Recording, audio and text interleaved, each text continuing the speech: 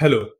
आज हम लोग पढ़ने वाले हैं इंटीजर्स एंड होल नंबर्स से रिलेटेड जो पीवाईक्यूज एसएससी सीजीएल 2010 से लेकर 2022 तक पूछे गए हैं उनको हम लोग पढ़ेंगे। तो इसमें हम लोग का जो प्रॉब्लम नंबर फर्स्ट है उसमें है how many numbers lying between 1 to 500 are divisible by 13। हमें फाइंड करना है कि 1 से 500 के बीच में कितने नंबर्स लाई कर रहे हैं जो 13 से डिविजिबल हैं। तो इस तरीके के प्रॉब्लम को सॉल्व करने के लिए हमें पहले एक 1 से बड़ा नंबर देखना होता है जो 13 से डिविजिबल हो, और 500 से छोटा जो नंबर है वो हमें चेक करना पड़ता है। तो 1 से जो बड़ा 13 से डिविजिबल है वो है खुद 13, और 500 से छोटा जो नंबर 13 से डिविजिबल है वो है 494। इसको पता कैसे करते हैं? इसको पता करने के लिए कि 500 से छोटा नंबर कौन सा जो 13 से डिविजिबल है, हम उसको 500 को डिवाइड कर देते हैं 13 से। तो जब इसको ऐसे डिवाइड करेंगे तो हम लोग का कुछ रिमाइंडर निकल के आ जाएगा 6। तो इसका मतलब कि 500 में 6 ज्यादा है, मतलब 500 को अगर देखा जाए तो उसमें 6 ज्यादा है। अगर 500 में 6 माइनस कर दिया जाए तो वो बच जाएगा हम लोग का 494, और 494 13 से क्या हो जाएगा, कंप्लीटली डिवाइड हो जाएगा। तो इस तरीके से हम लोग को एक सीरीज मिल गई जहां पर पहला नंबर हो गया हम लोग का 13 और आखिरी नंबर हो गया 494। अब 1 से बड़ा हो गया 13 और 500 से छोटा हो गया 494, और इसके बीच में जो नंबर्स आ रहे हैं वो सब मिलकर फॉर्म कर रहे हैं एक AP, arithmetic progression. Arithmetic progression क्या होता है? इसमें हम लोग का एक ऐसा सीरीज फॉर्म होता है जिसमें कि इस नंबर और इस नंबर के बीच का जो डिफरेंस होता है, और इस नंबर और इस नंबर के बीच का जो डिफरेंस होता है, इस नंबर और इसके अगले वाले टर्म के बीच जो डिफरेंस होता है वो सेम होता है। अब देखें अगर यहाँ पे तो 13 और 26 का जो डिफरेंस है वो है 13 का, 26 और 39 के बीच में जो डिफरेंस है वो 13 का, इसी तरह 13 और इसके अगले नंबर के बीच में जो डिफरेंस होगा वो भी 13 का होगा। तो अर्थमेटिक प्रोग्रेशन की जो मेन बात होती है वो ये होती है कि इनके बीच के जो डिफरेंस होता है वो कॉमन होता है, सेम होता है। ठीक, तो इसका जो पहला टर्म है वो है हम लोग का 13, इसका जो लास्ट टर्म है वो है 494, और इसके बीच का जो कॉमन डिफरेंस निकल के आ रहा है वो है हम लोग का 13। तो हम लोग रिप्रेजेंट करना चाहें तो फर्स्ट टर्म को ए से रिप्रेजेंट कर सकते हैं, और उसको वो हो गया हम लोग का 13, और जो लास्ट टर्म हो गया हम लोग का उसको एल से रिप्रेजेंट कर सकते हैं, वो हो गया 494, और इनका जो कॉमन डिफरेंस है वो हो गया 13। तो अब हम लोग के पास अर्थमेटिक प्रोग्रेशन में नंबर को फाइंड करने के लिए एक फॉर्मूला होता है, वो होता है हम लोग का last term is equal to A plus n minus 1 D. तो इस फॉर्मूले में हम लोग ने इन वैल्यूज को पुट कर दिया, तो हम लोग का ये हो गया 494 equal to 13 plus n minus 1 into 13, और n होता है number of term, nth term. जैसे कि ये जो 13 है ये है पहला टर्म, ये क्या है, फर्स्ट टर्म है। ये 26 इस अर्थमेटिक प्रोग्रेशन का सेकेंड टर्म है, क्या है, सेकेंड टर्म या दूसरा टर्म। इस तरीके से ये थर्ड टर्म है, और इस तरीके से करते करते ये है हम लोग का nth टर्म, क्योंकि हम लोग को पता नहीं है कौन सा टर्म है, बट इसको बोलते हैं हम लोग nth टर्म। तो वही चीज हमें फाइंड करनी है, क्योंकि अगर हमें ये पता चल गया कि ये कौन सा टर्म है, कौन सा नंबर है इसका, तो उतने ही नंबर 1 और 500 के बीच में लाई करेंगे। तो यहाँ पे हम लोग ने इसको रखा, और 494 में उधर 13 माइनस में चला जाएगा, उसके बाद 13 से डिवाइड कर देंगे और 1 उधर प्लस में चला जाएगा, तो n इक्वल टू हम लोग का 38 निकल के आ जाएगा। तो ये जो हम लोग ने सॉल्व किया है पहला प्रॉब्लम, उसमें हम लोग को अर्थमेटिक प्रोग्रेशन की जरूरत पड़ रही थी, उससे हम लोग का आसानी से सॉल्व हो गया, वरना हम लोग काउंट करते रह जाएंगे कि 13 है, फिर 26 है, 39 है, 54 है। इस तरीके से हम लोग उसको सॉल्व करते रह जाएंगे, चेक करते रह जाएंगे क्या अगला नंबर आएगा। अब इस पे हम लोग अगला प्रॉब्लम अगर इसको देखें तो ये लिखा हुआ है the greatest number which when subtracted from 5834 gives a number exactly divisible by each of 20, 28, 32 and 35। तो इसने बोला एग्जैक्टली डिविजिबल, इसका मतलब कि जो भी नंबर हमें निकालना है वो इसका इसका इसका और इसका क्या होगा, मल्टीपल होगा। बट हमें एक साथ देखना है, तो जब हमें एक साथ देखना होगा तो इसका मतलब कि इन सब का क्या होगा, कॉमन मल्टीपल होगा।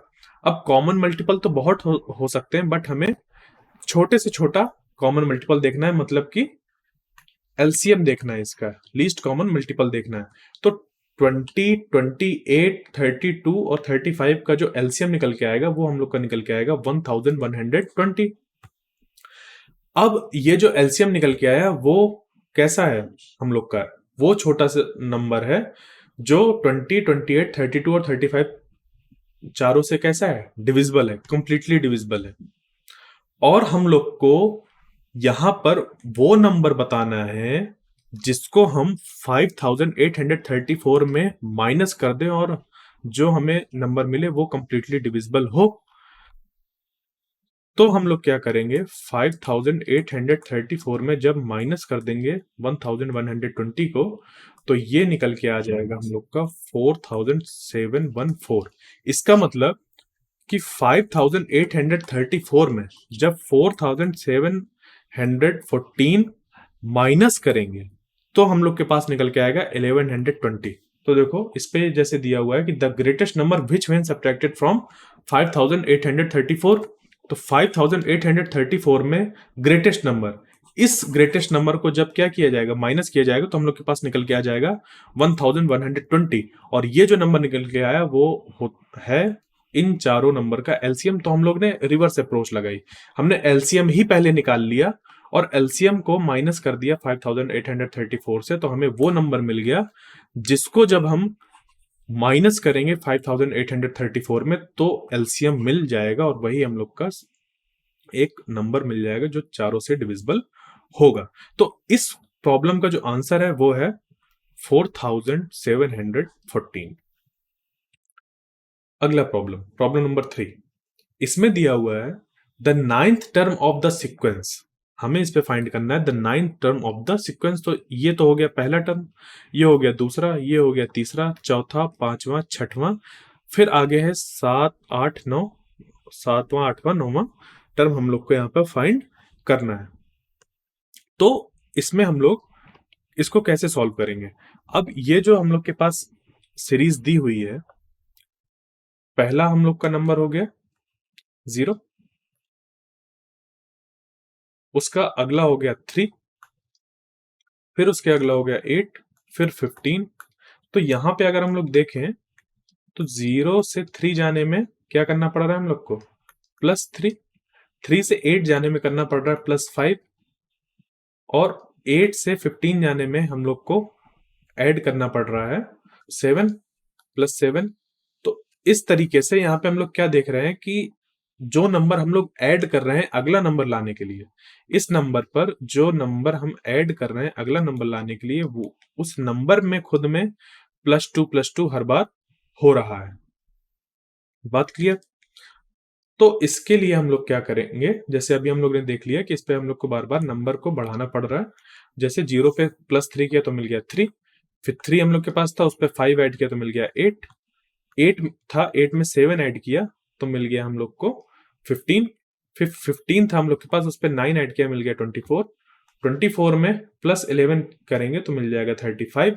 अब 35 में देखो 11 से यहाँ पे क्या आ जाएगा, ये +2 होके 13, तो 35 में जब +13 करेंगे तो मिल जाएगा हम लोग को 48। तो इसका जो अगला नंबर हो जाएगा वो हो जाएगा 48। उसके बाद 48 में जब 15 ऐड कर देंगे, कैसे, क्योंकि यहाँ पे हर बार ऑड नंबर ऐड हो रहा है, अगला ऑड नंबर। तो 48 पे जब 15 ऐड करेंगे तो हो जाएगा 63, तो ये हमारा आंसर हो गया। और 63 में फिर 17 ऐड कर देंगे तो मिल गया 80, तो ये आंसर हो गया। तो ये हम लोग के क्या हो गए, आगे के 3 टर्म। बट हम लोग को फाइनली बताना क्या है, नाइन्थ टर्म।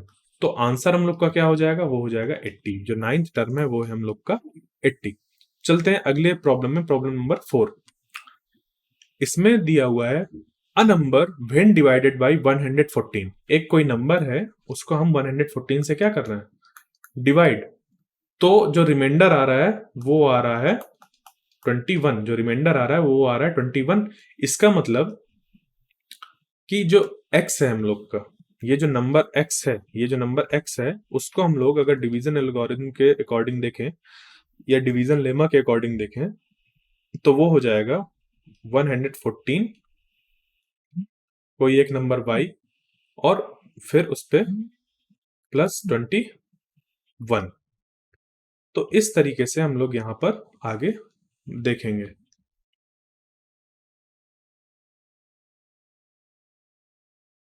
इसका रिमाइंडर निकल गया है 21। तो अब अगर इसके आगे हम लोग इसको लिखना चाहें डिवीजन लेमा के अकॉर्डिंग तो ये हो जाएगा x, जैसे ये डिवीजन लेमा ये होता है हम लोग का कि dividend equal to divisor into coefficient plus remainder, ये होता है हम लोग का डिवीजन लेमा। तो इसके अकॉर्डिंग ये जो नंबर डिवाइड हो रहा है, इस पे लिखा ना नंबर व्हेन डिवाइडेड बाय 114, तो इसका मतलब कि एक कोई नंबर जो डिवाइड हुआ वो हो गया डिविडेंड। किससे डिवाइड हुआ, 114 से, तो वो हो गया डिवाइजर। और क्वोशिएंट कुछ था उसको लेट अस सपोज हम क्यू मान ले रहे हैं, और उस पे आ गया हम लोग का कुछ रिमाइंडर। रिमाइंडर यहाँ पे कितना आ गया 21। तो वो जो नंबर है उसको हम इस तरीके से लिख सकते हैं। अब इसी नंबर को अगर हम लोग 19 से डिवाइड करें, क्या करें, अगर इसी नंबर को हम लोग 19 से डिवाइड करें तो इसको हम लोग लिख सकते हैं इस तरीके से कि x डिवाइडेड बाई 19, फिर हमें बताना है कि रिमाइंडर कितना निकल के आएगा। तो x की जो वैल्यू है वो है 114 क्यू प्लस 21 डिवाइडेड बाई 19, यही तो है। इसको अगर हम लोग लिखें तो ये हो जाएगा 114 Q divided by 19 plus 21 divided by 19। तो अब ये जो 114 है वो 19 से हम लोग का डिवाइड हो जाएगा 6 टाइम्स पे, और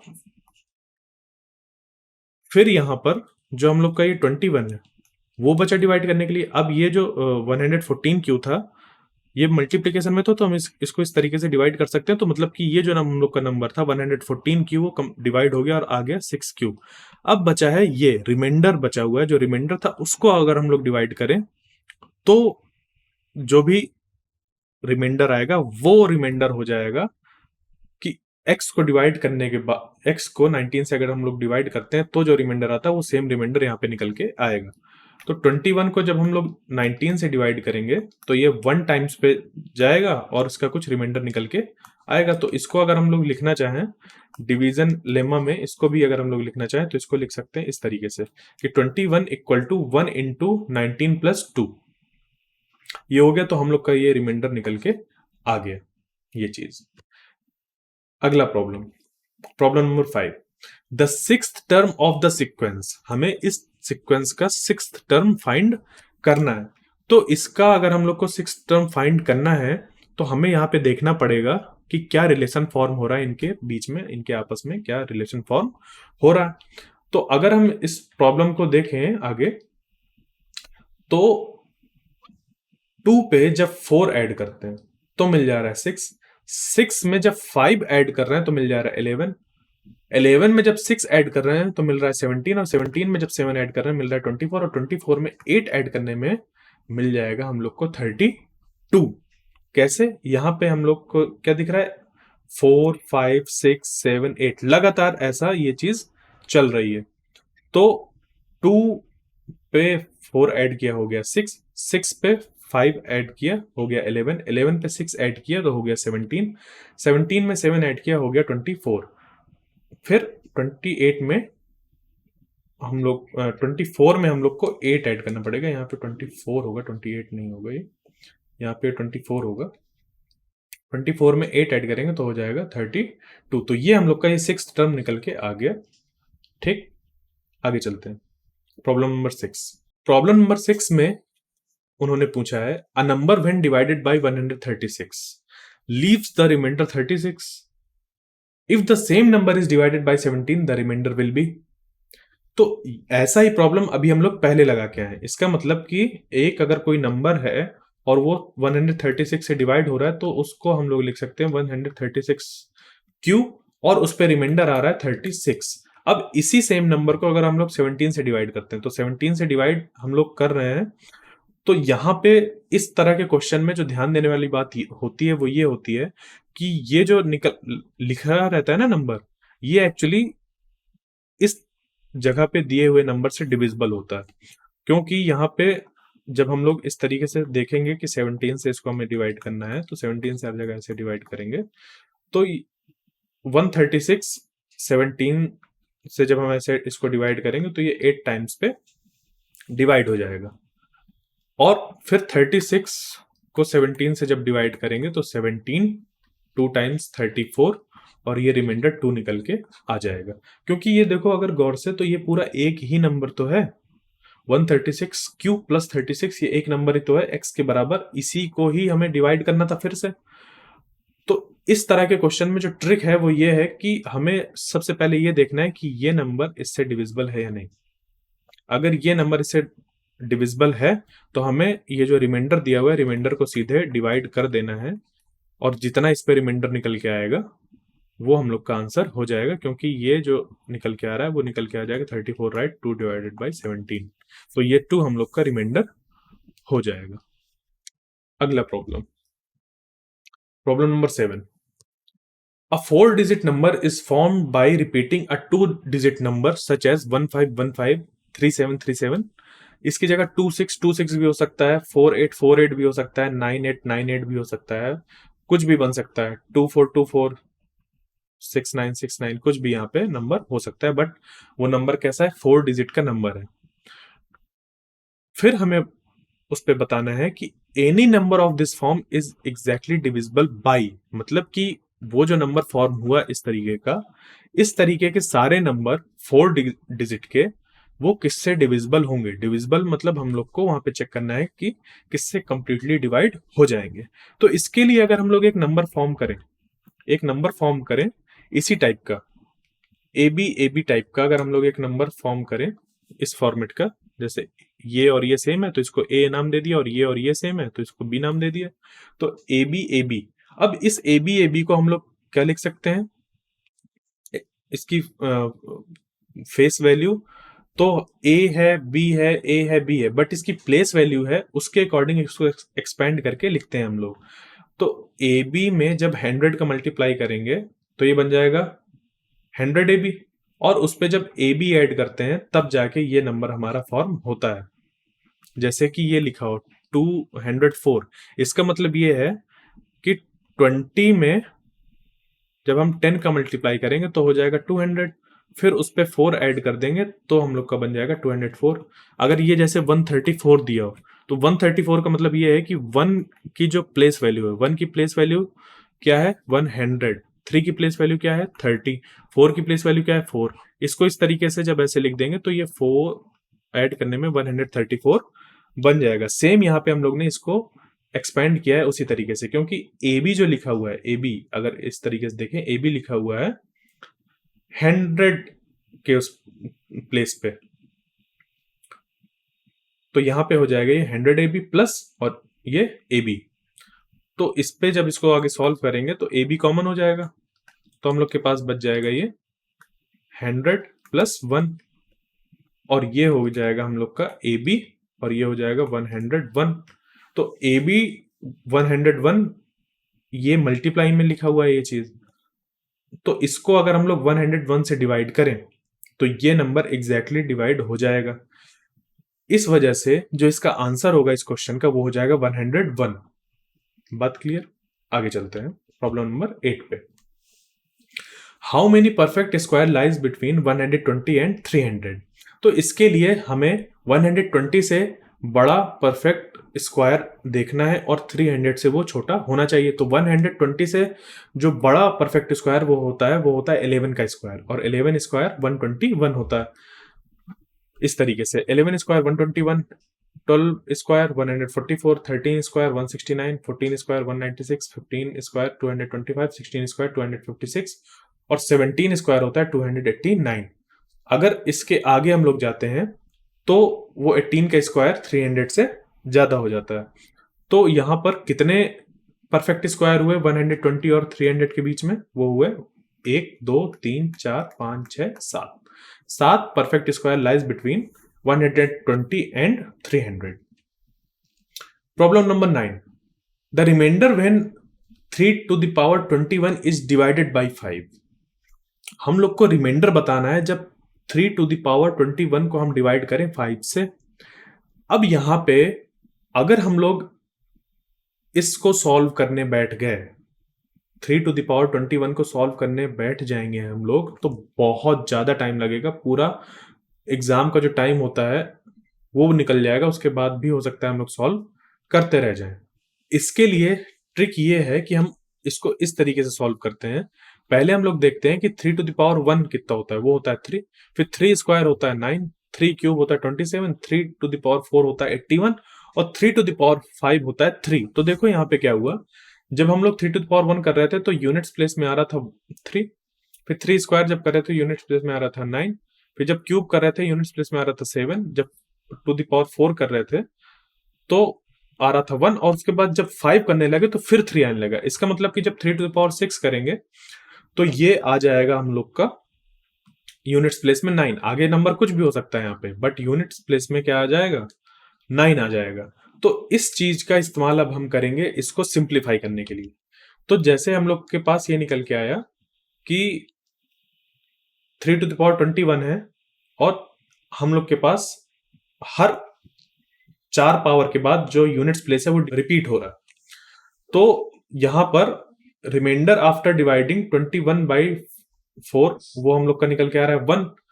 तो इसका मतलब कि जो 21 है उसको अगर हम लोग 4 से डिवाइड करें तो ये 5 टाइम्स हो जाएगा और ये रिमाइंडर आ गया 1। इसका मतलब कि 4 जो हम लोग के यहाँ पे ऐसे सेट फॉर्म होंगे, ऐसे वो इस तरीके के 5 सेट फॉर्म हो रहे हैं। इस तरीके के 5 सेट फॉर्म हो रहे हैं, मतलब कि इस तरीके से 5 सेट फॉर्म हो रहे हैं। और उस 5वें सेट के बाद जब यहाँ 3 to the power 20 हो गया था, 3 to the power 20 मतलब कि यहाँ पे आखिरी में क्या आएगा, 1 आएगा। और जब 3 to the power 21 करेंगे तो जो यूनिट्स प्लेस निकल के आएगा वो निकल के आ जाएगा 3, क्योंकि हर 4 पावर के बाद वो क्या कर रहा है, अपने आप को रिपीट कर रहा है यूनिट्स प्लेस। तो 3 to the power 21 करने में क्या हो जाएगा, यूनिट्स प्लेस 3 हो जाएगी यूनिट्स प्लेस। तो नंबर कुछ भी हो, नंबर हम लोग का आगे कुछ भी हो, जैसे कि लेट अस सपोज 203 आ गया और हमें उसको डिवाइड करना है 5 से। तो अगर इसको हम 5 से डिवाइड करेंगे तो ये जो यूनिट्स प्लेस है वो अगर 5 से छोटा है तो वो खुद रिमाइंडर हो जाएगा 5 से डिवाइड करने के लिए। क्योंकि जैसे इसको डिवाइड करके देखते हैं तो ये हो रहा है पहले 5 4 टाइम्स 20, उसके बाद 0 लगेगा और 3 आ जाएगा यहाँ पे। अब इसको नहीं डिवाइड कर सकते, यही हमारा क्या हो गया, रिमाइंडर हो गया, क्योंकि ये 5 से छोटा है। इसी तरीके से अगर हम इसकी जगह पर कुछ और लें, जैसे कि 243 ये ले रहे हैं और इसको डिवाइड कर रहे हैं 5 से, तो इसको डिवाइड करने में फिर वही 5 4 टाइम्स 20, यहां पे आ जाएगा 4 और ये आ जाएगा 3। और 5 को जब हम लोग इससे डिवाइड करेंगे तो ये 5 8 टाइम्स 40 हो जाएगा और ये 3 फिर से रिमाइंडर में आ गया। इसका मतलब कि यहां पर जो यूनिट्स प्लेस है वो 5 से छोटा है, इस वजह से वही हम लोग का क्या हो जाएगा, रिमाइंडर हो जाएगा। तो यहाँ पे जो इसका आंसर हो जाएगा वो हो जाएगा 3। अगला प्रॉब्लम देखते हैं, problem number 10, the last digit of 1001 to the power 2008 plus 1002, इसकी लास्ट डिजिट क्या होगी।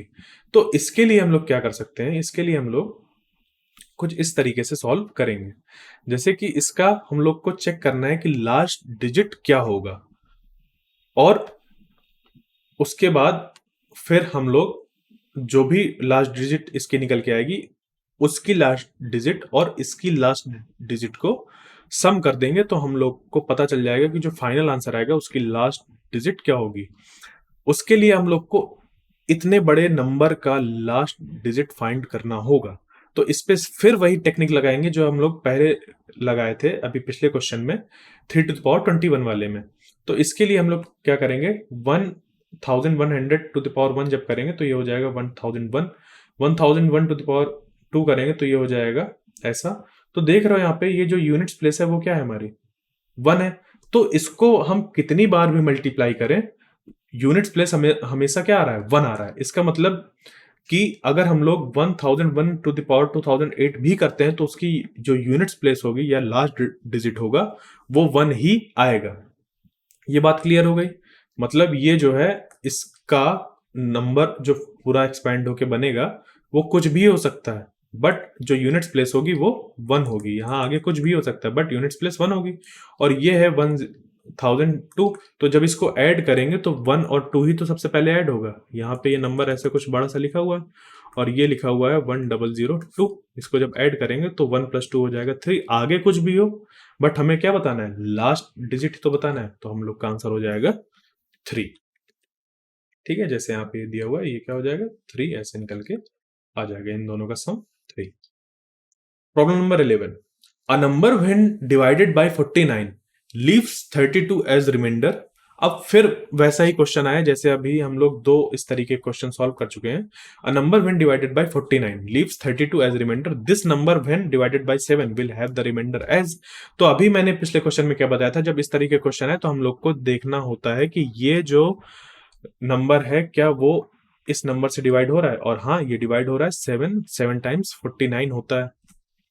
तो हम लोग सीधे क्या करेंगे 32 पे जंप करेंगे। 32 को 7 से डिवाइड कराएंगे तो 7 4 टाइम्स 28 और हम लोग का ये 4 रिमाइंडर निकल के आ जाएगा।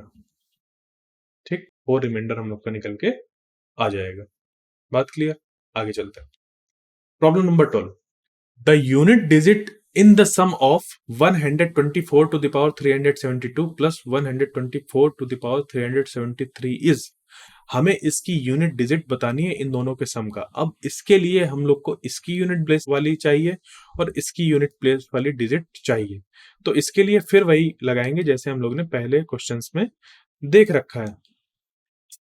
तो 124 टू द पावर 372 है। जब इसको हम लोग देखते हैं सॉल्व करने के लिए तो ये जो दिया हुआ है हम लोग को, ये है 124 टू द पावर 372, ये है 124 टू द पावर 373। सेम चीज फॉलो करते हुए जब हम आगे बढ़ेंगे तो ये हो जाएगा हम लोग का, जैसे 124 टू द पावर 1 करें तो मिल जाएगा हम लोग को 124। इसका स्क्वायर करें तो ये मिल जाएगा ये, और इसके यूनिट्स प्लेस में आ रहा है 6। इस तरह से 124 टू द पावर जब 3 करेंगे तो ये मिल जाएगा हम लोग को 6, और 124 टू द पावर 4 करेंगे तो फिर ये 6 मिलेगा। बट जब हम लोग 124 टू द पावर 5 करते हैं तो ये हम लोग को मिलता है यूनिट्स प्लेस में 4। तो 4 नंबर के बाद ये फिर से क्या कर रहा है, अपनी यूनिट्स प्लेस को रिपीट कर रहा है। तो इसका जो पैटर्न चल रहा है वो चल रहा है इस तरीके से 4 6 6 6 4 6 6 6, इस तरीके से इसका पैटर्न चल रहा है। तो अब इसको हम लोग क्या करेंगे 4 से डिवाइड करके देखेंगे तो हम लोग को पता चल जाएगा कि ये हम लोग जो सॉल्व करने वाले हैं उसका यूनिट्स प्लेस क्या निकल के आएगा। तो जब हम लोग 372 को डिवाइड करेंगे तो ये हम लोग का कंप्लीटली डिवाइड हो जाएगा। तो इसका मतलब कि यूनिट्स प्लेस में आएगा 6, और फिर 373 जो होगा वो 372 से एक ज्यादा है, मतलब कि अगला टर्म 5वां वाला टर्म, ये वाला 5, जब 124 टू द पावर 5 कर रहे हैं ये वाला, इस तरीके से 4 के बाद वाला, जस्ट बाद वाला, तो इस पे आता है हम लोग का 4। तो इसकी यूनिट्स प्लेस हो जाएगी 4, और यूनिट्स प्लेस को जब हम ऐड करेंगे तो मिलेगा हम लोग को 10, और जो यूनिट्स प्लेस है वो हो जाएगी 0। जैसे कि कुछ नंबर दिया होता 326 ऐसे कुछ, और आगे कुछ ऐसे नंबर होगा ऐसे, और यहाँ पर जो नंबर होगा वो मान लीजिए हो जाएगा 534 इस तरीके से कुछ, और आगे कुछ नंबर होगा। तो इसको जब ऐड करेंगे तो ये हो जाएगा 10, तो यूनिट्स प्लेस 0 आएगा क्योंकि 1 जो होगा वो कैरी में चला जाएगा। ठीक है, बात क्लियर। तो इसका जो यूनिट्स प्लेस हो जाएगा वो हम लोग का 0 निकल के आ जाएगा। आगे देख अगली problem, problem number 13। Problem number 13 में ये हम लोग को देखना है कि अगर हम लोग के पास ये दिया हुआ है कि a into B equal to A to the power B, a into B equal to A to the power B, तो यहां पर फिर हम लोग को दे दिया कि 5 इंटू 3 करो जैसे लिखा हो तो उसकी वैल्यू क्या होगी। इन्होंने कहा कि a इंटू बी अगर हम लोग करते हैं तो इसका मतलब है a to the power b, तो उसी तरीके से हम लोग क्या करेंगे, 5 इंटू 3 को लिख देंगे 5 टू द पावर 3, और 5 टू द पावर 3 मतलब 5 इंटू 5 इंटू 5, और 5 इंटू 5 इंटू 5 का हो जाएगा 25 इंटू 5 हो जाएगा 125, तो 125 इस प्रॉब्लम का आंसर हो जाएगा। Problem number 14, when n is divisible by 5 the remainder is 2, what is the remainder when n square is divided by 5? n is divisible by 5, इन्होंने बता दिया कि जो n है एक नंबर वो 5 से डिविजिबल है और उसका रिमाइंडर आता है 2। तो अगर इसको हम लोग लिखना चाहें डिवीजन लेमा के अकॉर्डिंग तो ये हो जाएगा n equal to 5, let us suppose q, जो उसका क्वेश्चन है वो q, उस पे हम लोग का रिमाइंडर है 2, तो ये हो गया हम लोग का वो नंबर। और इस नंबर को जब हम लोग n स्क्वायर कर दे रहे हैं फिर 5 से डिवाइड कर रहे हैं तो क्या रिमाइंडर आएगा, इसके लिए हम लोग इस नंबर को क्या कर देंगे, n स्क्वायर कर देंगे। n स्क्वायर करने का मतलब कि 5q प्लस 2 का स्क्वायर, तो ये हो जाएगा हम लोग का a स्क्वायर, तो 25q square plus b square हो जाएगा 4 प्लस 2ab, तो 5 टू 10 इंटू 2 20q। अब इस नंबर को हमें क्या करना है, तो n स्क्वायर की जो वैल्यू निकल के आई वो निकल के आई 25q square plus 4 plus 20q, और इसको हम लोग को क्या करना है 5 से डिवाइड। तो इसको जब हम लोग 5 से डिवाइड करेंगे तो ये कुछ ऐसा हो जाएगा, तो ये 5 4 टाइम्स कट रहा है, ये 5 5 टाइम्स कट रहा है, बट ये पोर्शन नहीं कट पा रहा, तो ये जो 4 है वो 5 से क्या है छोटा है, तो यही इसका क्या हो जाएगा, रिमाइंडर हो जाएगा। जैसे यहाँ पे इसको अगर लिख के देखें तो ये ऐसा ही तो होगा, अब इस पे ये जा ही नहीं रहा डिवाइड, यही तो इसका मतलब है कि ये 5 से छोटा है, तो यही उसका क्या हो गया, रिमाइंडर हो गया। इससे बड़ा होता तो डिवाइड होता एक बार में, उसके बाद जो बचता वो उसका रिमाइंडर होता। अभी यहाँ पे ये खुद छोटा है तो ये 0 टाइम्स पे डिवीजन जा रहा है, तो इसका रिमाइंडर क्या हो गया 500 और इसका रिमाइंडर हो गया 4, इस तरीके से। ठीक है, आगे चलते हैं प्रॉब्लम नंबर 15 में। What would be the sum of 1, 3, 5, 7, 9, 11, 13 up to 15th term? इसके 15th टर्म तक का हमें एडिशन करना है। इसके लिए अगर हम लोग यहाँ पर देखें तो ये 1 है, ये 3 है, और इनके बीच में जो डिफरेंस है वो है 2। 3 और 5 के बीच में जो डिफरेंस है वो है 2, और इसके बीच में डिफरेंस 2 है, और इस तरीके से ये सारे जो नंबर्स हैं उन सब के बीच में जो डिफरेंस है वो है 2 का। इसका मतलब कि जो डिफरेंस है इसको हम लोग बोल सकते हैं कॉमन डिफरेंस, तो ये पहला टर्म हो जाएगा। फिर हम लोग को 15th टर्म फाइंड करना होगा और उससे हम लोग इसको सॉल्व कर सकते हैं। 15th टर्म मतलब कि ये n की वैल्यू दी हुई है। तो जब इस तरीके का हम लोग का कोई अर्थमेटिक प्रोग्रेशन फॉर्म होता है उसका सम अगर हमें निकालना है तो उसके लिए फॉर्मूला होता है हम लोग का ये। अगर हम लोग को nth टर्म का सम निकालना है तो फॉर्मूला होता है ये, जहां पर Sn हम लोग का सम निकल के आता है n टर्म्स का, और n होते हैं जितने टर्म्स का हम लोग को सम निकालना होता है। तो यहाँ पे 15th टर्म तक का सम निकालना है, इसका मतलब n की वैल्यू हो जाएगी 15। a जो है वो है हम लोग का इस अरिथमेटिक प्रोग्रेशन का फर्स्ट टर्म, तो a की वैल्यू हो जाएगी 1, और d है कॉमन डिफरेंस, और वो हम लोग पिछली स्लाइड में निकाल चुके हैं, वो हो जाएगा हम लोग का 2। तो जब इन वैल्यू को इस पे पुट करेंगे, ये लिखा हुआ है Sn क्या है, n क्या है, a क्या है, d क्या है, तो इसकी वैल्यू हम लोग की निकल के आ गई n equal to 15, a equal to 1, d equal to 2, और इनकी वैल्यू जब हम लोग पुट करेंगे तो इसको ऐसे सॉल्व करते हुए 15/2 into 2 into 1 plus 15 minus 1 into 2, तो ये हो जाएगा हम लोग का 2 इंटू 1 करके 2 हो जाएगा, और ये 15 माइनस 1 14, 14 इंटू 2 28, फिर यहाँ पर ये 2 प्लस 28 हो जाएगा, 2 इंटू 1 2 हो जाएगा, यहाँ पे 2 इंटू 1 2 हो जाएगा। इसको ना भी अब लिखें तो ऐसे सीधे लिख सकते हैं 2 प्लस 28, और ये हो जाएगा 30, 15 डिवाइडेड बाई 2 इंटू 30, तो 2 से 15 टाइम्स जाएगा और 15 इंटू 15 होता है 225, 15 स्क्वायर। ठीक है, तो इस तरीके से हम लोग का आंसर निकल के आ गया, the sum of first 15 term of the given sequence is 225। अगली प्रॉब्लम नंबर 16। इसमें हम लोग को बताना है least number of 5 digits exactly divisible by 88। तो लीस्ट नंबर 5 डिजिट का होता क्या है, वो हम लोग ने बचपन में पढ़ रखा है, वो होता है 1000।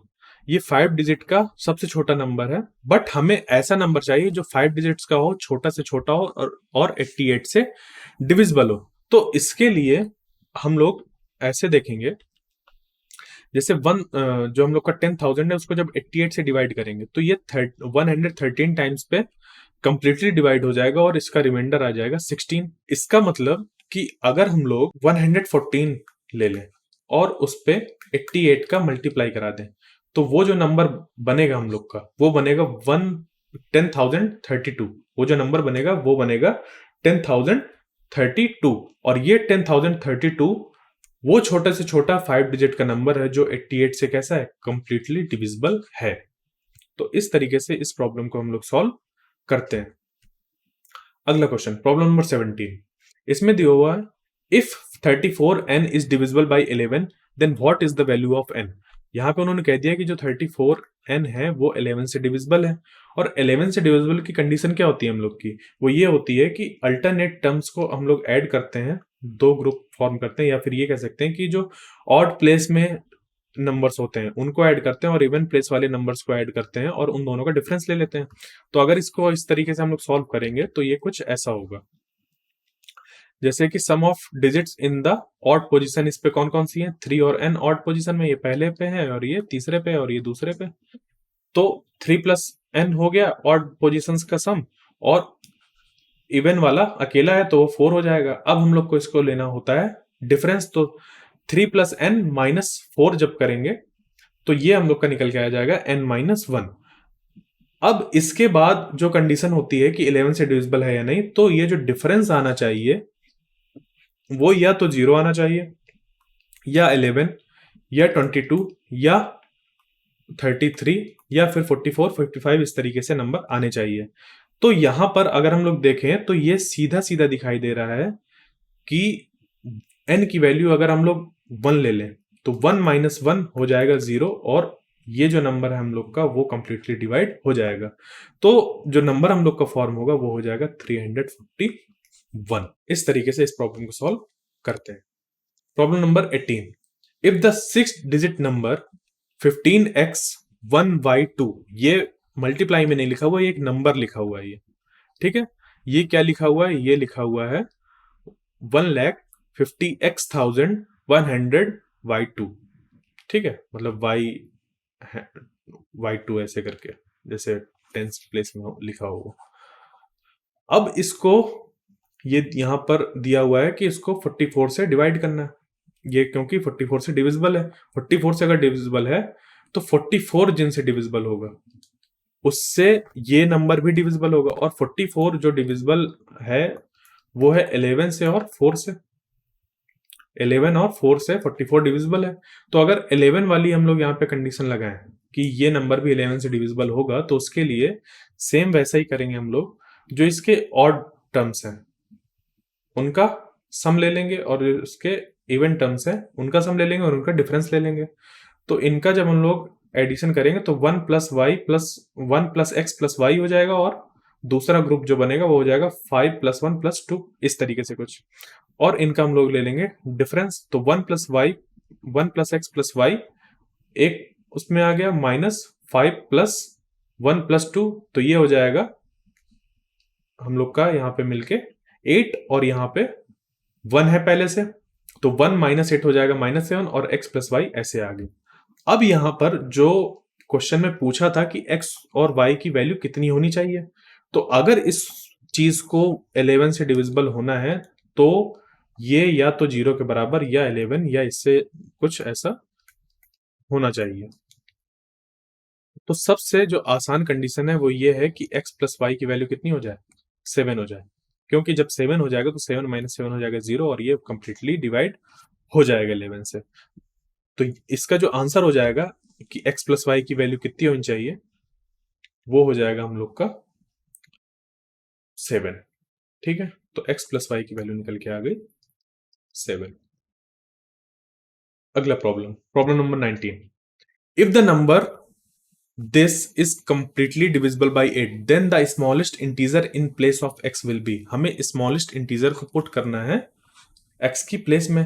तो x से डिविजिबिलिटी क्राइटेरिया ये होता है कि जो भी नंबर दिया हो उसका जो लास्ट 3 डिजिट्स हैं उसको 8 से कंप्लीटली डिवाइड हो जाना चाहिए।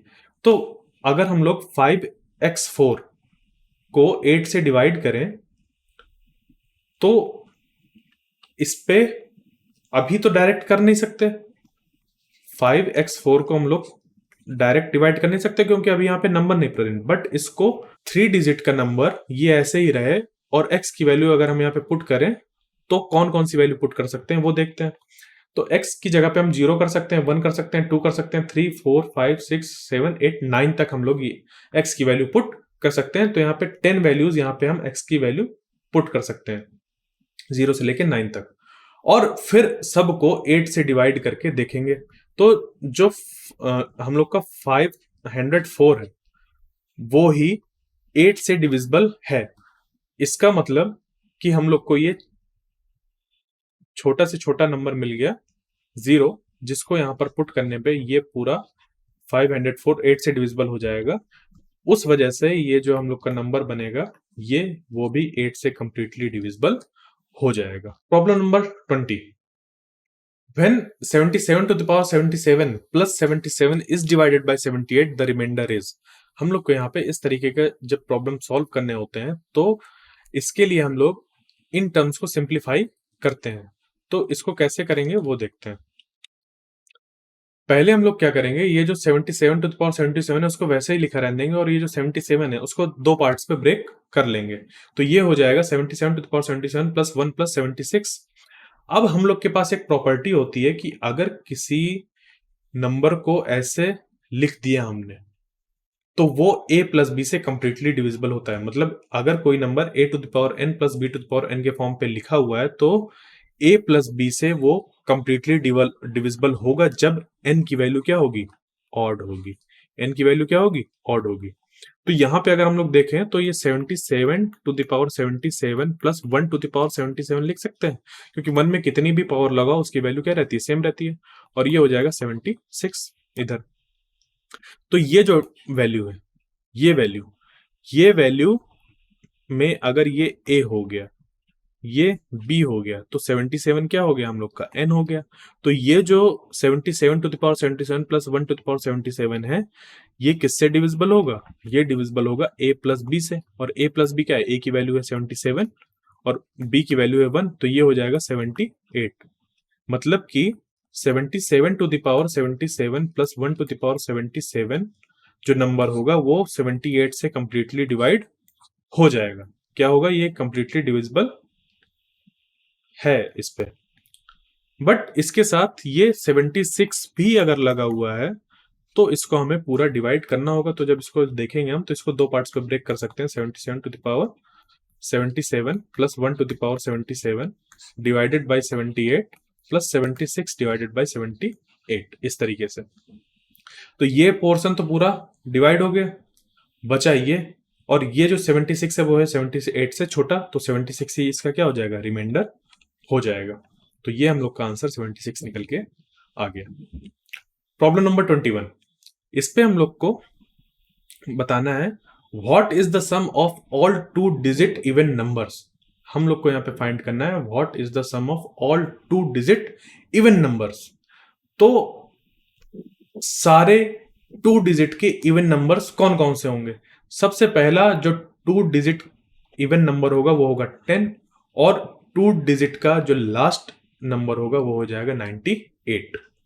तो इसके लिए अगर हम लोग आगे चलें तो हम लोग ने सबसे पहले देख लिया कि पहला है 10 और आखिरी है 98। तो इस पे हम लोग अगर एक अर्थमेटिक प्रोग्रेशन फॉर्म कर दें तो ए हो गया हम लोग का 10 और जो डी होगा वो हो जाएगा 2, क्योंकि हर बार जो इवन नंबर्स होते हैं वो 2 से डिविजिबल होते हैं। और तो कैसे होते हैं, जब 10 पे +2 करते हैं तो मिलता है अगला 12, फिर 12 में +2 करते हैं मिलता है 14। तो मतलब कि दो टर्म्स के बीच का जो डिफरेंस है वो हमेशा क्या रहने वाला है, यहाँ पर सेम रहने वाला है। तो डी की वैल्यू हो जाएगी 2, और जो लास्ट टर्म है हमारा वो हो जाएगा 98, और हमें इसका क्या निकालना है, सम निकालना है।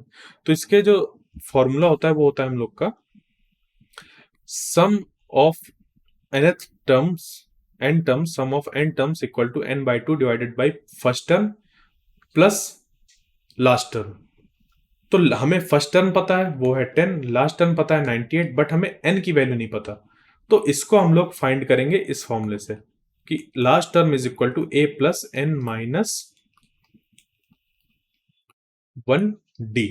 d हमें क्योंकि पता है, तो लास्ट टर्म है हमारा 98 और a है हम लोग का 10 और n है हम लोग का फाइंड करने वाला, जिसको हमें फाइंड करना है, और d की वैल्यू है 2। तो जब इसको सॉल्व करेंगे तो ये यहाँ से इधर माइनस में आ जाएगा तो हो जाएगा 88, फिर इधर 2 डिवाइड में आ जाएगा तो n-1 हो जाएगा, ये हो जाएगा 44, और n की वैल्यू निकल के आ जाएगी 45। इधर -1 उधर प्लस में चला जाएगा तो n की वैल्यू निकल के आ जाएगी 45।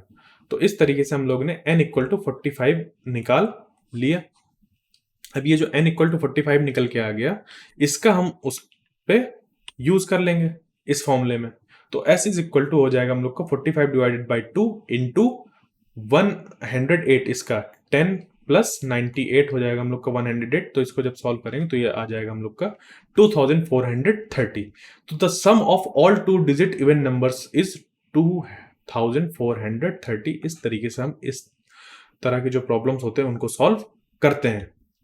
अगला जो है वो हम लोग का प्रॉब्लम नंबर 22। इसमें है when a number divided by 15 and 18 every time leaves 3 as a remainder, the least possible number is. कोई एक नंबर है हम लोग का, जब हम लोग उसको डिवाइड करते हैं 15 एंड 18 से, और वो हर बार क्या बचाता है, 3 उसका रिमाइंडर निकल के आता है। इसका मतलब कि और हमें लीस्ट पॉसिबल नंबर बताना है।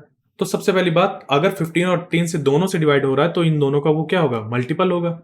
और मल्टीपल तो होगा वो नंबर होने वाला, बट यहाँ पे हम लोग को एक साथ देखना है कि दोनों से डिवाइड हो रहा है या नहीं। तो जब इन दोनों से एक साथ देखना है तो इन दोनों का कॉमन मल्टीपल होना चाहिए, और हमें लीस्ट पॉसिबल बताना है तो एलसीएम होना चाहिए। ठीक है, तो 15 और 18 का एलसीएम कितना हो जाएगा, 15 और 18 का एलसीएम हो जाएगा 90। 15 और 18 का एलसीएम हो जाएगा 90। कैसे निकालना है, डिवीजन मेथड से हम लोग निकाल सकते हैं या प्राइम फैक्टराइजेशन मेथड से निकाल सकते हैं।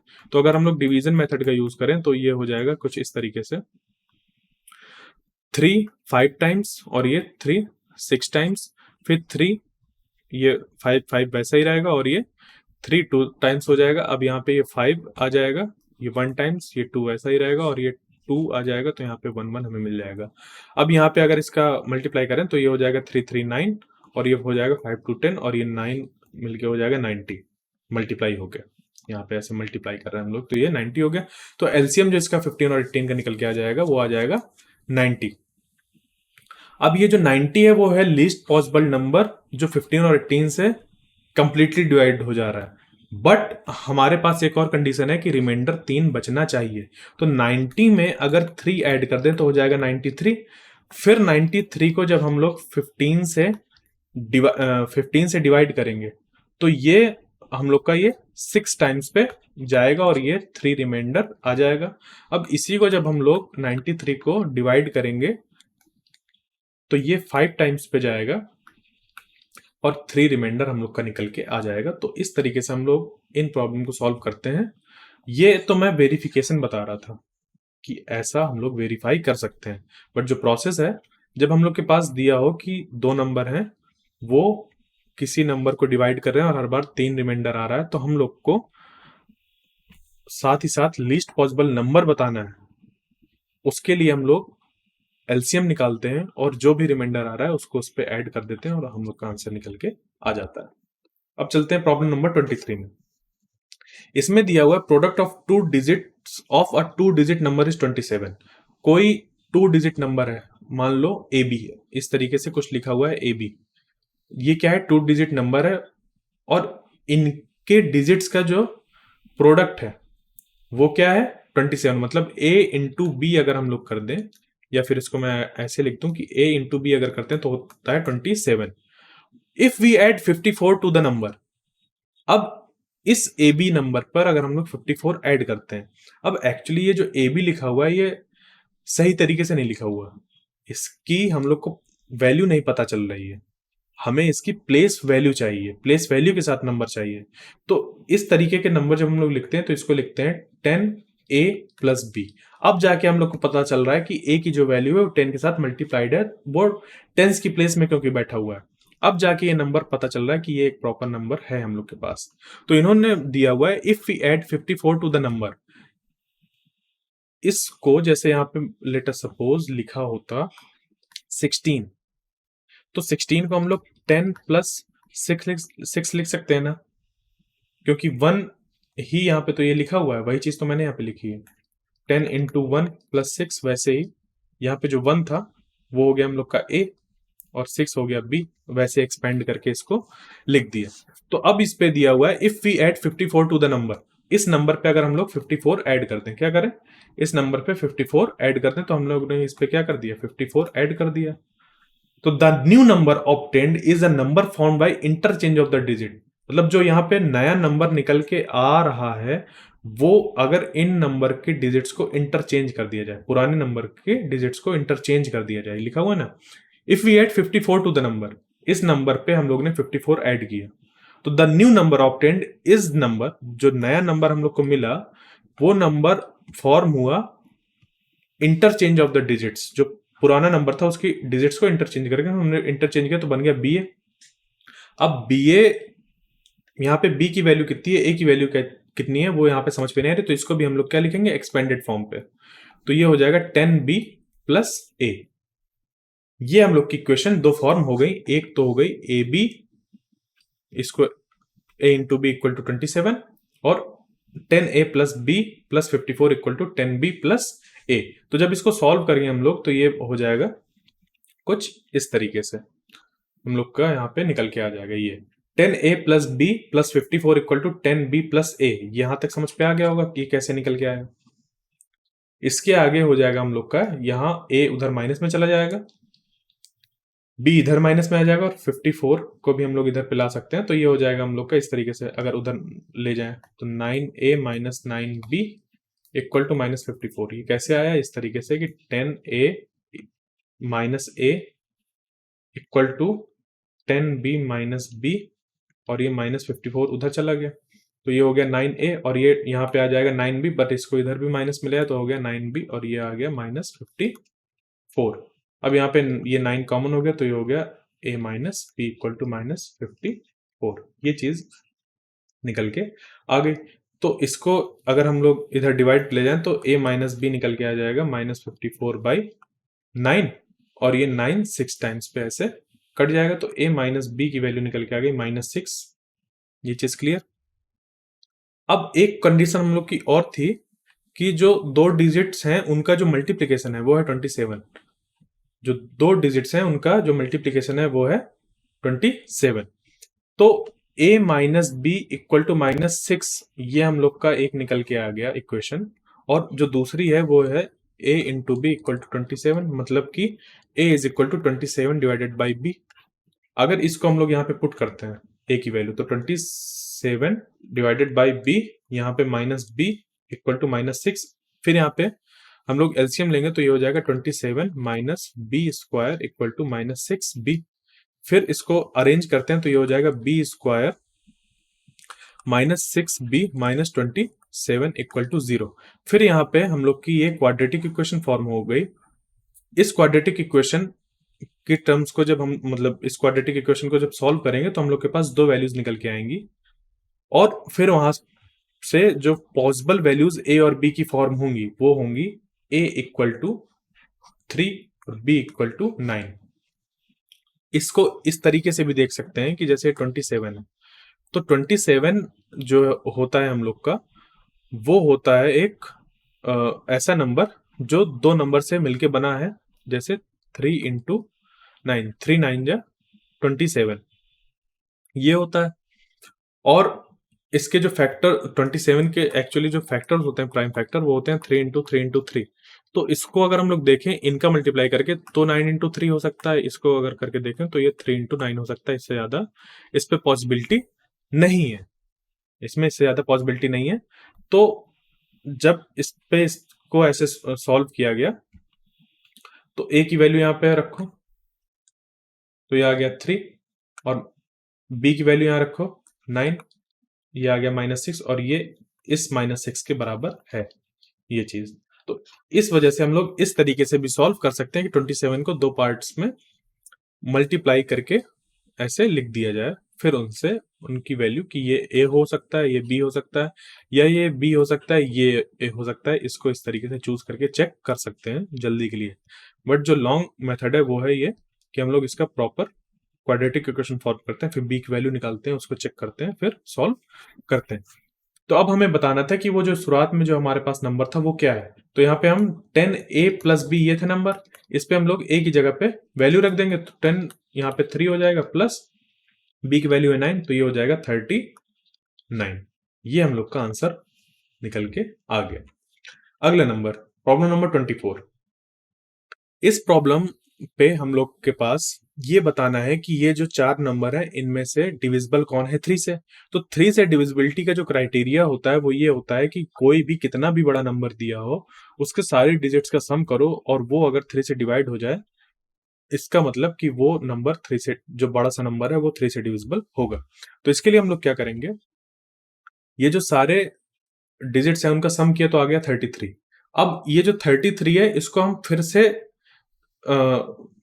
डिवाइड ऐड करके देख सकते हैं। अभी तो हम लोग 33 डिवाइडेड बाई 3 कर दिया तो ये निकल के आ रहा है यहाँ पे, ये जीरो का मतलब ये है कि रिमाइंडर जीरो आ रहा है, मतलब कंप्लीटली डिवाइड हो रहा है। ये चीज रिमाइंडर लिखा हुआ है, रिमाइंडर ये रिमाइंडर लिखा हुआ है, रिमाइंडर जीरो, ठीक है। और 37 डिवाइडेड बाई 3 है, मतलब कि इसका रिमाइंडर जीरो नहीं आ रहा। इस तरीके से यहाँ पे भी रिमाइंडर जीरो नहीं आ रहा। इसका मतलब कि जो हम लोग का पहला नंबर होगा वही डिविजिबल होगा 3 से। तो ये हम लोग का आंसर हो जाएगा, ठीक है। इसका सम 37 आ रहा है, इसका 28 आ रहा है, ठीक है। इस पे हम लोग अगर ये 2 डिजिट का नंबर भी है ना तो इसको भी ऐड कर सकते हैं। 3 प्लस 3 6 हो गया, और 6 3 से डिवाइड होता है 2 टाइम्स पे। 37 आया, ये 7 प्लस 3 हुआ 10 हुआ, और 10 को फिर ऐड कर सकते हैं 1 प्लस 0, और ये निकल के आता है 1, और ये 1 3 से डिवाइड नहीं होता। 28 आया, इसको 8 प्लस 2 10 हुआ, और 10 तो 3 से डिवाइड होता है नहीं है, सीधे सीधे पता चल रहा है, बट हम लोग इसको फिर से एक बार ऐड कर सकते हैं तो 1 प्लस 0 1 आ जाता है, और 1 3 से डिवाइड नहीं होगा। मतलब हमें डिवाइड भी करके देखने की जरूरत नहीं है।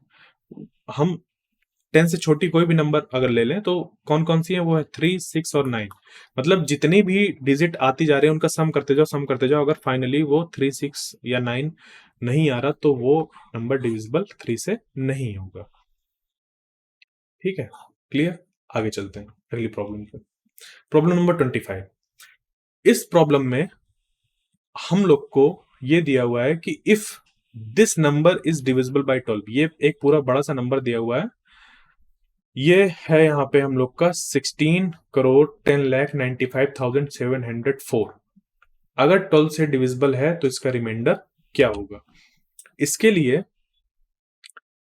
इस पे देखो क्या दिया हुआ है कि इफ इतना इज डिविजिबल बाय 12, ये डिविजिबल है, ये टर्म देखो यहाँ पे, ये डिविजिबल है। इतना नंबर, इतना बड़ा नंबर तो दे दिया, बट इन्होंने बोला ये डिविजिबल है 12 से। डिविजिबल का मतलब कि ये कंप्लीटली डिवाइड हो जाएगा और रिमाइंडर हमेशा क्या आएगा, जीरो। तो कोई भी नंबर जब डिविजिबल होता है किसी से, इसका मतलब कि उसका जो रिमाइंडर आता है वो होता है हमेशा जीरो। तो इस पे जो इसका आंसर आ जाएगा वो आ जाएगा जीरो। अब इसको सॉल्व ही नहीं करने की जरूरत है, सीधे आंसर आ जाएगा। Problem number 26। इस पे दिया हुआ है the first term of an arithmetic progression is 22। इसका जो फर्स्ट टर्म है वो है हम लोग का 22, और जो लास्ट टर्म है वो है 11। If the sum is 66 the number of the term in the sequence are, मतलब कि हमें n फाइंड करना है। वही अर्थमेटिक प्रोग्रेशन जो है उसका जो फर्स्ट टर्म है वो है 22, a है 22, जो लास्ट टर्म है वो है 11, और जो सम है उसका वो है 66। तो सम का जो फॉर्मूला होता है हमारा वो होता है n/2, first term plus last term. और हमें n ही तो फाइंड करना है, n ही तो फाइंड करना है। s हमारा कितना है 66, n है हम लोग को पता नहीं, a है हम लोग का 22 और 6 है 11, सॉरी l है हम लोग का 11, लास्ट टर्म है हम लोग का 11, तो ये हो जाएगा 33 n डिवाइडेड बाई 2 और ये 22 प्लस 11 हो जाएगा 33। इसको जब हम लोग करेंगे तो ये 60 यहाँ पे 66 हो जाएगा, फिर 66 divided by 33 into 2 is equal to n, तो ये निकल के आ जाएगा 2 और 2 to the 4 n equal to 4। Fourth term जो होगा हम लोग का क्या होगा, फोर्थ टर्म जो होगा हम लोग का वो होगा इसका जो मतलब चार जो टर्म्स होंगे उनका जो सम होगा वो होगा 66। अब चलते हैं प्रॉब्लम नंबर 27 पे। 27 पे हम लोग को दिया हुआ है प्रोडक्ट ऑफ टू को प्राइम नंबर्स इज 117। को प्राइम क्या होता है? को प्राइम का मतलब ये होता है कि जैसे हम लोग के पास दो नंबर हो 3 और 4, जैसे 3 और 4 ये जो पेयर है ये इनमें ये तो प्राइम है बट ये प्राइम नहीं है, ये एक कंपोजिट नंबर है। बट अगर इनको इनका एक ग्रुप फॉर्म कर दिया जाए, क्या फॉर्म कर दिया जाए? ग्रुप। कहीं भी इनको हम लोग को एक साथ यूज करना है तो ऐसा कोई नंबर नहीं है जो दोनों को डिवाइड करता हो कंप्लीटली, ऐसा कोई नंबर ही नहीं है जो दोनों को कंप्लीटली डिवाइड करता हो। तो इस तरीके के जो पेयर फॉर्म होते हैं नंबर्स के उनको कहते हैं को प्राइम नंबर्स। को मतलब एक साथ, और ये क्या है? प्राइम नंबर है, तो ये हो जाता है को प्राइम नंबर। ठीक है, बात क्लियर? तो प्रोडक्ट ऑफ टू को प्राइम नंबर्स इज 117। हमारे पास कोई दो प्राइम नंबर हैं, उनका जो प्रोडक्ट है वो है 117 और फिर हमें फाइंड करना है उनका एलसीएम। तो इस चीज के लिए हमारे पास एक थ्योरम होती है, वो ये है कि प्रोडक्ट ऑफ द नंबर्स जो होते हैं वो एचसीएफ इंटू एलसीएम होता है। साथ ही साथ कोई भी जो दो प्राइम नंबर्स होते हैं उनका एचसीएफ जो होता है वो होता है 1। मतलब कि जैसे यहाँ पे देखो कि 3 और 4 है, इसको कौन डिवाइड करेगा? 2 नहीं कर सकता, 2 से छोटा 1 ही है वो जो इन दोनों को कंप्लीटली डिवाइड कर सकता है। तो जो इन दोनों का हाईएस्ट कॉमन फैक्टर होगा, फैक्टर वो होते हैं जो इन नंबर्स को कंप्लीटली डिवाइड कर दें। कॉमन, पहली बात तो इनका फैक्टर जो है वो है, इसका है 3 और 1, 1 और 3। इसके जो फैक्टर हैं वो है 1, 2 और 4। इसमें से जो कॉमन फैक्टर है वो 1 ही है और हाईएस्ट भी है ये, इससे बड़ा तो हमें कोई फैक्टर मिलेगा ही नहीं जो इन दोनों को कंप्लीटली डिवाइड कर दे। इसी तरीके से कोई भी को प्राइम नंबर्स जो होते हैं उनका जो एचसीएफ होता है वो हमेशा 1 होता है। प्राइम नंबर्स भी होते हैं तो उनका जो एचसीएफ होता है वो क्या होता है? 1 होता है। तो एचसीएफ हमें पता चल गया कि जो दो नंबर है उनका है 1, ये जो दो को प्राइम नंबर है उनका है एचसीएफ 1। तो हम लोग के पास ये रूल होता है कि product of the numbers equal to HCF into LCM. Product हमें दिया हुआ है 117, तो हम लोग इस पे पुट कर देंगे और एचसीएफ है 1, तो एलसीएम हमारा यही निकल के आ जाएगा कि एलसीएम जो होगा वो हो जाएगा 117। ठीक है, इस तरीके से हम लोग ने कुछ प्रॉब्लम्स लगाए जो एसएससी में आए हुए थे, एसएससी के प्रीवियस ईयर क्वेश्चन थे, और इस पे डिफरेंट डिफरेंट वैरायटी के हम लोग को क्वेश्चंस देखने को मिले। होप ये आपको अच्छा लगा होगा। Thank you.